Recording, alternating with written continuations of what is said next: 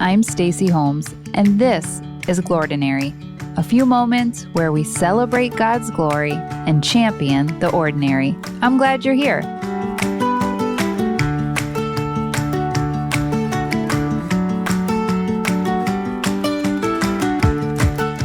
We are the second week into our Summer of Sabbath Revisited series, and as you now know, Sabbath keeping for me began with bread. That backstory is episode 16, Bread and Beginnings, a Sabbath starting place. But really, my love affair with bread goes back much earlier than my quote-unquote pandemic permission. You see, each time I make my sourdough bread and I stick my hands into that bowl of fermented dough, you'll see a smile stretch across my face. There's just something about having my hands in dough that makes me very happy. And I recently realized why. Dough reminds me of home. When I was a little girl, my Grammy would make me homemade dough, kind of like Play-Doh, but you could eat this dough, unlike Play-Doh. I shouldn't have to spell that out, but some of you totally ate Play-Doh as a kid, and it kind of shows, friend. But as a tiny 4-year-old, I can still remember kneeling on a chair pulled up to her kitchen table. I remember rolling out dough, squishing it up, making shapes. It kept me busy, which I'm sure was the goal. Fast forward 40 plus years, and I'm still just as enthralled to have my hands in dough. I say it so often that by now, my kids will say it for me. We know, Mom, you just love having your hands in dough. But I think it's less about the dough. I think it's actually about my Grammy. She changed her permanent address to heaven in 2019, and I'm not loving that for me. Although I'm sure she's found something there that she could dust or vacuum, because that's one thing about my Grammy. She always, and I mean always, had a list of chores. Her work was never done. She'd host dinner parties, throw holiday parties, maintain an immaculate house, vacuum her sidewalks, yes, you heard me, and she waitressed until she was 88. 88 years old, friends.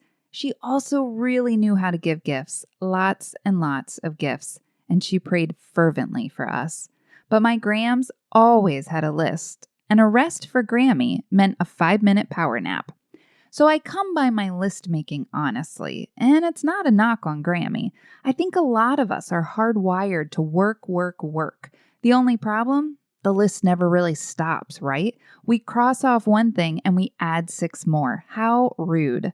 One thing about lists, we get pretty attached to them. And when we live by to-do lists, Sabbath can frustrate us. Sabbath doesn't fit on the list. We don't have a category for rest because we work first, play later, rest later. And when we live by the list, Sabbath becomes about what we can't do instead of what we don't have to do. And that's a totally different starting point, right? But God knows a thing or two about how we're wired.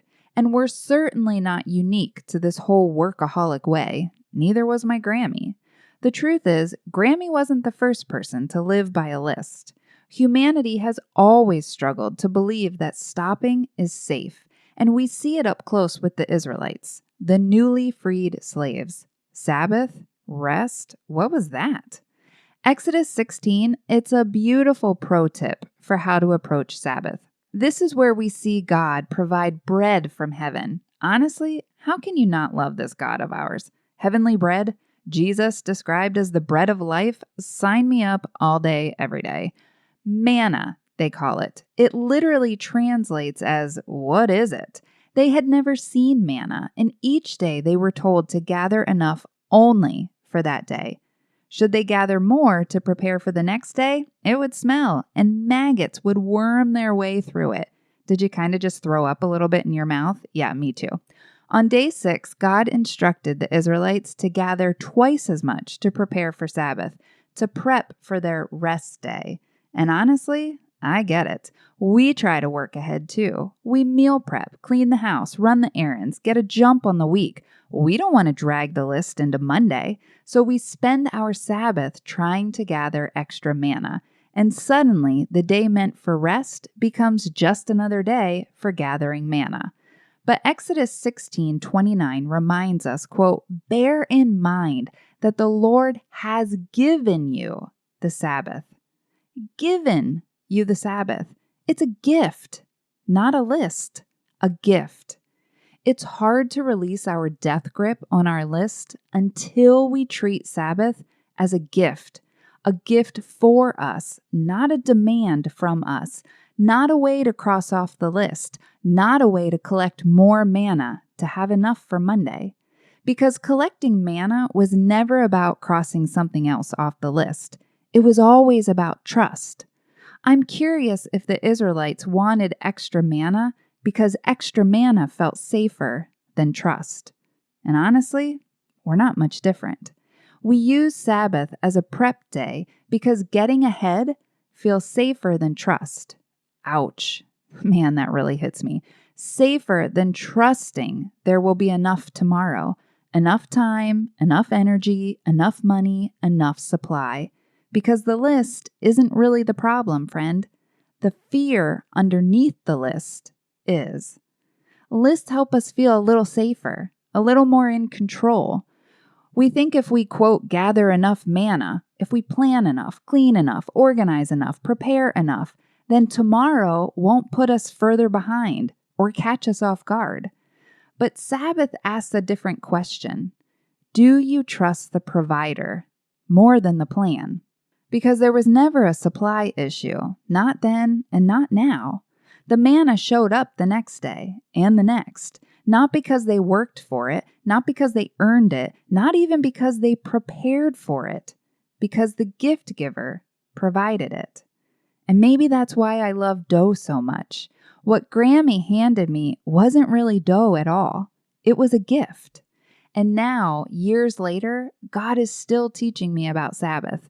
This time, though, through a children's book written by my own daughter. I got a little taste of my own bread medicine recently.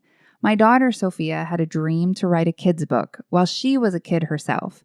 And she wrote the story years ago, but humble brag, it was published this week. Wouldn't you know, it's a kid's book that every adult probably needs to read. At least the adults who, like me, need reminded to set the list down. Sophia's story follows a boy with a never-ending to-do list until one day he realizes what he really needs is a to-don't list. All the things he doesn't have to do. All the things he doesn't have to do. That kind of sounds like Sabbath, doesn't it? A gift, a chance once a week to stop trying to gather all the manna, to stop carrying all the things, especially when he never asked us to in the first place. Sabbath is the gift of a to-don't list, not what we can't do, what we don't have to do. I don't have to collect manna because he already provided it. I don't have to carry tomorrow because he's already there. I don't have to fill in the blank because he has, he is, and he will. Maybe it's time to make a new list. What's on your to-don't list this Sabbath? What's on mine? That's a whole new starting place for the perfect kind of list. And if you need that gentle reminder to pry your fingers off your beloved list, maybe read Soph's book, The To-Don't List, a fun read for kids and grown-ups alike. Because Sabbath is the gift of a to-don't list, not what we can't do, what we don't have to do. Remember, you're not alone in this. I'm praying for you, friend. Have a glordinary day.